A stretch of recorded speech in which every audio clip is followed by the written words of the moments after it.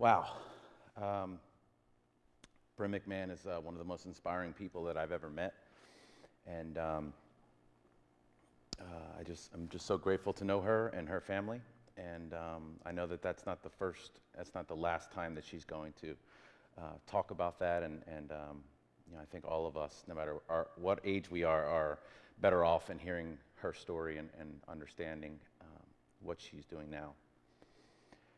So, like Ms. Sheffer said, we took a bus here last night from Philadelphia, and we got here pretty late.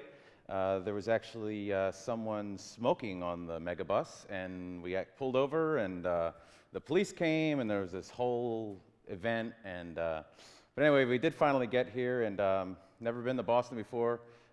It's a beautiful city. Hopefully, we'll be able to come back at some point and take a walk around. But I am talking today about assumptions. And I am a father of a 2.5-year-old and a almost 3-month-old, little boy and a little girl. And becoming a father really has had a major impact on my life in a lot of different ways. One being I have no idea what I'm doing. And I'm just trying to go day by day and listen to my wife and just try to help out as much as I possibly can. I am a Leadership Innovation Manager at the University of Pennsylvania's Graduate School of Education. So what that means is I work with principals and superintendents and help them with their digital skills, with their use of social media, because even when I was in high school and college, social media wasn't a thing. And there's lots of school leaders and educators that are in the field right now that have no idea what it can do, both really positive and really negative things out there in the world. So I'm going to talk to you about assumptions today, and it doesn't necessarily mean I'm going to talk anything about school. This is the first time in my life I've done a talk that doesn't involve family engagement or leadership or connected learning. So in preparing this, I feel like I spent many more hours preparing for this because I knew it was for kids versus for adults. So I think that's really important as adults, whether we're parents at home or we're parents and adults in the school. The kids are the most important thing for us to prepare for on a daily basis. And they are precious, and they are fragile, and they are molding their own assumptions right now. Whether they're here in the audience or whether they're watching online, they're constantly doing it. They're constantly learning, just like I'm constantly learning. So, misperceptions. I'm going to talk a little bit about those. This mean-looking pit bull here that you see, one might say that's a misperception about dog breeds here in the United States. I think there's actually an area up in Canada that doesn't even allow pit bulls at all. But growing up, that was something for me that I grew up with people that wanted me to stay out of trouble and people that really wanted to make sure that I, just came out without a scratch. I didn't get hurt. I didn't try too hard. I didn't, and whether it's a dog or anything else I'm exposed to, these are some things that I learned growing up that, looking back as a father right now, I want to make sure that I take those things I learned and infuse it into my own fatherhood, infuse it into my own parenting at home, so my kids can be better off. They can have a little bit of a little bit of an idea of some of the challenges that I went through and how it might help them in the future. Of course, all of us having to make our own mistakes and learn about life. So knowledge is the opposite of assumption. If you know, you don't have to assume. Empathy. This is a word that I've built my own empathy today sitting in this room during this TEDxYouth BHS. I'd like to thank Burlington Schools, thank Jen Sheffer. I don't think that any school that I know of couldn't benefit from having a TEDx at their school. So I thank them for setting the bar really high today, because a lot of today has been about empathy. It's been about getting to know what's available to us, physically and virtually, around our world. And you know, that's something that's really special, and I hope to bring an idea like this back to not only the university, but of the local schools down near in Philadelphia. So empathy, having a deep appreciation for another situation and point of view. You know, it's not sympathy, and I'm not just feeling sorry for someone's situation, but I'm actually seeing through their lens. You know, and we don't often do that. And when we're young, we have more of an opportunity than when we're older and we've been thinking about these things for an awful long time. So again, my target audience today is not just youth, but also moms and dads and grandparents. You know, I'm challenging you on the assumptions that you've held for a good part of your life. So you all share the same assumptions that I have about the New York Yankees being in Boston. We don't like the Yankees. And the reason I find the Yankees in my slide deck is my buddy from Chicago told me he'd give me $100 if I put Yankees in my slide deck. And I got to tell you, the diapers are really getting expensive these days. So, Caven, that one's for you, my man. So 10 assumptions that I had as a kid, and now I'm 37 years old. And you know, I've been a teacher, I've been a principal, now I'm a university professor, innovation manager, and I've done a lot of really cool things that I'm really thankful and really lucky that I've been able to do. But I've learned an awful lot too, you know, and I've learned that everything I heard growing up, things that I experienced, things my parents told me, my siblings told me, my rest of my family's told me, weren't all necessarily exactly the way it was shared with me. And I know that because I've begun to experience and have life experiences that really showed me and has really led me down the road of having empathy for others. And what I'm sharing today, I don't know everything about anything. You know, I know a little bit about this and a little bit about that, but I'm constantly learning. You know, I think that's an important piece that, you know, lifelong learner, it's really cliche to hear that, but it's true. Like, you really have to be a lifelong learner. You cannot afford to stop learning in this world that's changing every single day. You know, adults are constantly role modeling for kids, whether they're your own, or they're in the room, or they're somewhere else watching, physically or online, about how we learn, how we think, how we treat others. You know, when you're at the store with your kid, how do you treat the people working at that store? How do you treat the people that you see in public? I'm recognizing that right now with my 2.5-year-old, how I interact with others, how I greet people and don't just walk by them. You know, so it's these experiences as a parent that are really helping me shape some of the things. So when I was little, don't go near pit bulls. They're bad dogs, they're killers, they're always in the newspaper. Yeah, guess what? I married my wife. I married into a family that had rescued a pit bull. It was tied around the tree, and they were feeding hot dogs to it. It was very, very skinny. You've seen those pictures of those dogs that haven't been fed. Petey's been an awesome dog, you know, and it's about the owner. It's about the environment that we provide for our pets. It's about loving our pets. Yes, some of them are so damaged that they're beyond repair, but our dog, Oliver, is the sweetest dog I've ever met. You know, he does some really stupid things sometimes, but guess what? The dog loves us, he loves our kids, and we're very thankful to have him. You know, we rescued him from ACCT Philly, and they have to put down hundreds of dogs every month because there's not enough people adopting them.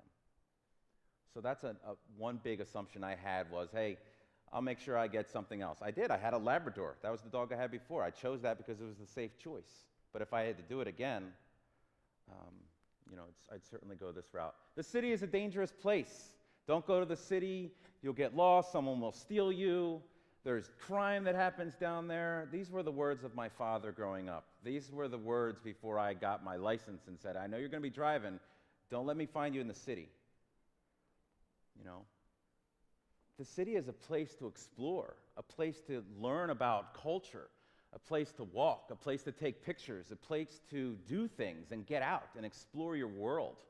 You know, after college, I moved to Chicago, and I lived there for 7.5 years. It was really tough to come home because I love city life. And now I work in the city of Philadelphia. This is Penn's campus, and we got married in the city. You know, and we actually lived there for a short time before we moved to the burbs. But, you know, places are what you make of them. Any place can be dangerous. U.S.A. or bust. You know, my father is a Vietnam veteran, and he's one of those folks that puts the old, hey, if you don't like my page on Facebook, then you're not a real patriot of America. You know, if you don't repost this, then you don't love our country. You know, he's one of those. And I don't get it because I haven't been a soldier and I haven't served my country in that way. So only him and people like him can see through that lens. But I understand it. I grew up in his house. I grew up with him waking us up on a Saturday morning with the bugle. No joke. I mean, those are things that are ingrained in my memory. But I never grew up with an appreciation of other countries and other cultures because we were so focused on the United States of America. You know, so studying abroad, and this is a picture of Salamanca, Spain, you know, from my senior year at Penn State. You know, that was one of the best experiences of my life because I developed a level of independence. You know, it wasn't about, I took language in high school and I was ready for this trip. No, I felt like I didn't learn anything until I went here and I was actually immersed in the language and in the culture. That's a man's job. Corey, Sarah, Franz, and Shelley, these are educators, and if you go to #DigiDiversity, you will see the work that they're doing. But these are female ed tech folks that are teachers, they are administrators. These are people doing some really, really great things in the field of education right now. And they're female. And they're not Caucasian. They don't look like me. And really, if you take a look at the Twitter feeds of all these hundreds of hashtag chats, you're going to see a mainly Caucasian, you know, Twitter feed there. These folks can do everything that I can and more. You know, just because you're female doesn't mean that you can't do anything more or less than I can. You know, I think it's 2015. We've got to stop thinking about that. Yeah, I might be a little stronger than some females because I'm a little bigger. I got blessed with some genes in terms of being bigger, not necessarily stronger, just bigger. You know, I respect so many females that I work with, and I'm constantly thinking to myself, I need to do a better job of letting them know that. Because if you don't think that that stigma is real about women feeling inferior to men, I have a daughter now. I'm thinking about those things that I didn't think about before. Cultural competency.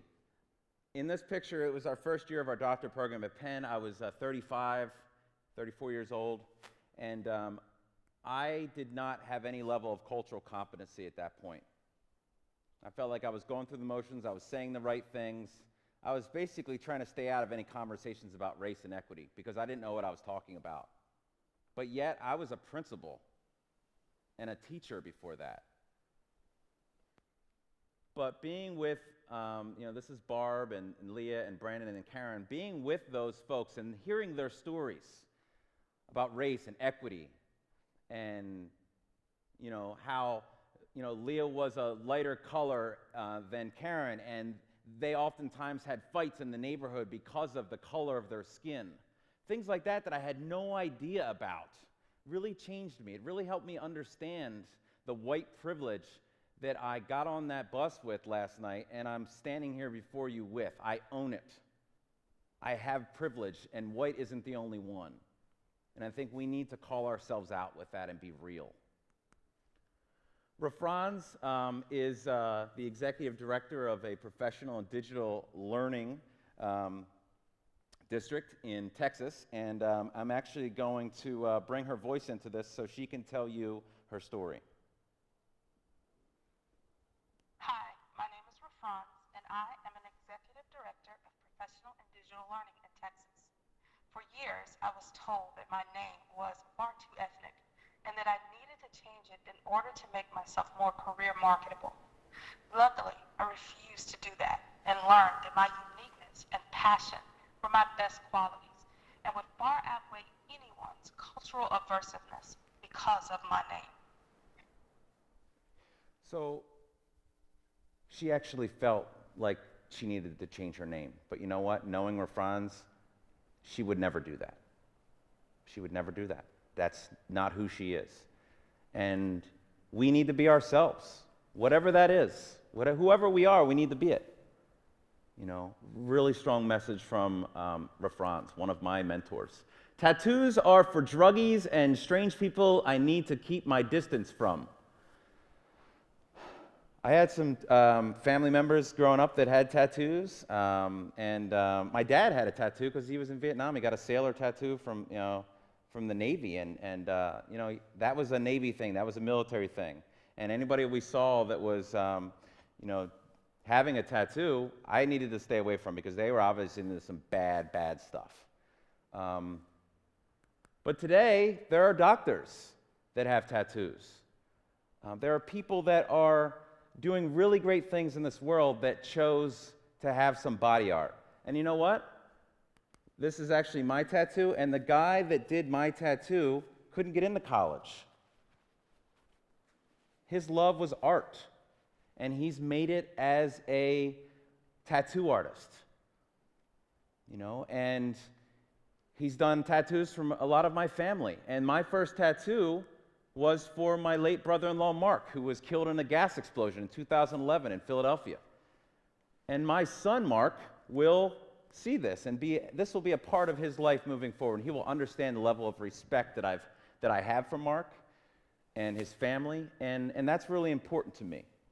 And it's really important that I own that. The tattoos I have, if my grandparents or my boss saw them, I would be okay with showing them that. They're about university life and college and sports and things that I really love. Cowboys and Indians. I remember getting the set of Cowboys and Indians to play with for Christmas when I was little. And I asked Talon. Talon is the guy who did such an awesome job hip-hop earlier today. And I asked Talon, and he said he remembers getting the same thing, when he was little. I talked to him this morning at breakfast. And there's something really wrong with that, because the more you know about the stories of Native Americans, over 300 tribes, this is actually a funeral that I show a picture of here. I had a week to live on the Pine Ridge Reservation in South Dakota, and this is a funeral. There's a casket up there. This is a day off of school because the funeral home is none. There's no funeral home there. They have to close the school down.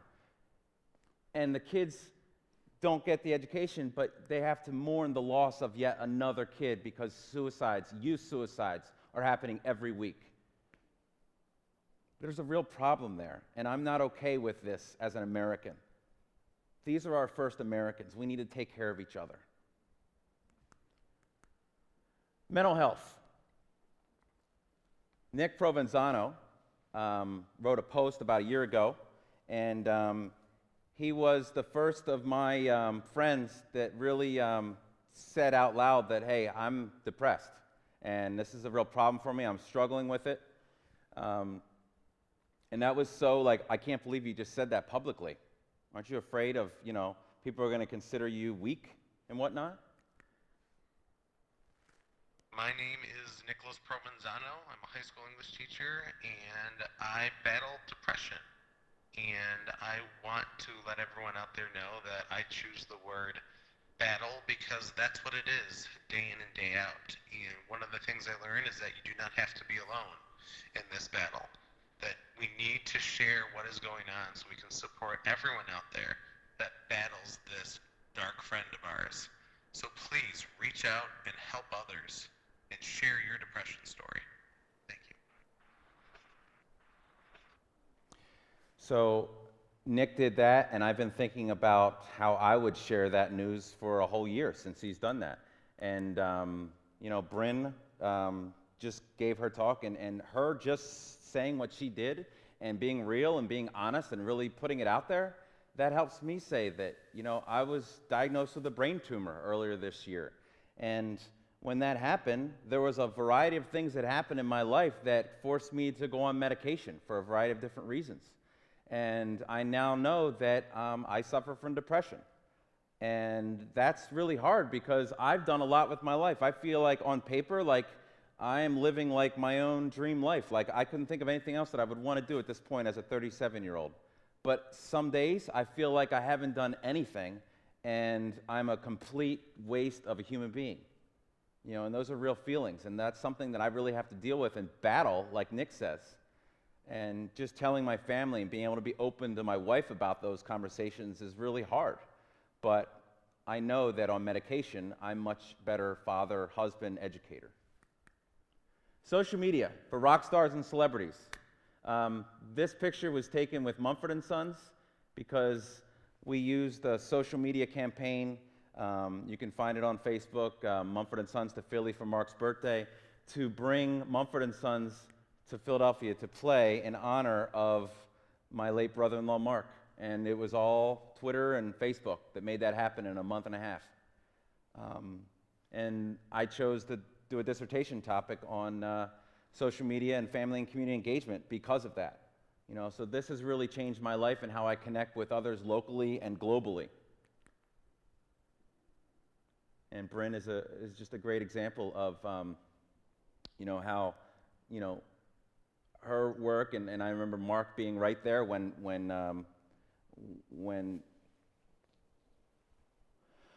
Bryn had that day. I remember Mark being there every single day, you know, and so he will always mean a lot to our family, and you know, for us to get better as people and help each other, I think that's what Mark did his whole life, so I think it's our opportunity. And finally, gay bashing norms. You know, I grew up in a household that, you know, don't be a queer, and in the locker rooms, hey, if you're gay, you know, don't do that. If you're gay, hey, and people writing names and writing things, and people, you know, see this every day. But this is Tony. Tony's gay. Hello, my name is Tony, and I am an elementary principal in New York. As a gay educator who came to terms with his sexuality very late in life, I was petrified by the stigmas that generally follow gay men, especially in the world of education at the elementary level. What would people think about me working with their children? Fortunately, I was enveloped by the empathy and kindness of those around me, from the staff, to the families, to my supervisors. Everyone accepted me and understood that I was no different because I was gay or straight. I was lucky enough to serve on Tony's dissertation committee. He just graduated with a doctorate at the University of Pennsylvania last week. He's the 2014 New York State Principal of the Year. This guy's doing some really amazing things, and he had the guts and the courage to tell the world that he was gay. You know? He's still a great dude and a great friend. He's really funny. Sadly, he's a Mets fan, but guess what? I love the guy. You know, and just because he's gay, it shouldn't mean anything in terms of how I collaborate with him and how I will introduce my son to his son and have play dates and all those other things. So putting all these different pieces together, these are just my assumptions. You know, you have your own. And I hope you've been thinking about some of those.